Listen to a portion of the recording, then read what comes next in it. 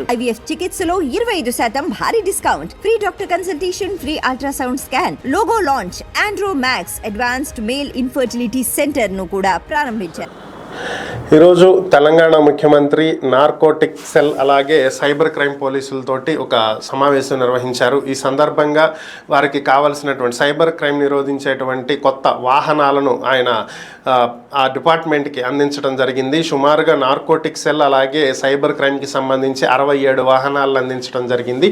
ఈ సందర్భంగా ఆయన కొన్ని కీలకమైనటువంటి వ్యాఖ్యలు చేయడం జరిగింది. సైబర్ క్రైమ్స్ చాలా ఎక్కువగా జరుగుతున్నాయని, ఈ సైబర్ క్రైమ్స్కి సంబంధించి అదేవిధంగా నార్కోటిక్ సెల్ అంటే డ్రగ్స్ని నిరోధించేటువంటి కార్యక్రమానికి సంబంధించి తెలుగు ఫిలిం ఇండస్ట్రీ ముందుకు రావాలని, తెలుగు ఫిలిం ఇండస్ట్రీ నుంచి సినిమా విడుదలయ్యేటువంటి ప్రతిసారి చాలామంది వచ్చి టిక్కెట్ల రేట్లు పెంచమని లేదా కొన్ని రాయితీలు ఇవ్వమని ఇలాంటి అప్లికేషన్స్ పెడుతూ ఉంటారని ప్రభుత్వానికి, అలాంటి అప్లికేషన్స్ ఏ వచ్చినా సరే ముందు వాళ్ళతో ఒక వీడియో చేయించమని, ఏ సినిమా అయితే రిలీజ్ చేయబోతున్నారో అదే సినిమాలో యాక్ట్ చేసినటువంటి నటీనటులతోటి డ్రగ్స్ తీసుకోకూడదని, అలాగే సైబర్ క్రైమ్కి బలి కావద్దని, ఇలాంటి వాటి మీద అవగాహన కల్పించే విధంగా వీడియోలు చేయమని, ఆ వీడియోలు థియేటర్లో ప్రదర్శించాలని, ఆ వీడియోలతో వస్తేనే పర్మిషన్లు ఇవ్వండి, లేదంటే పర్మిషన్లు ఇవ్వద్దు.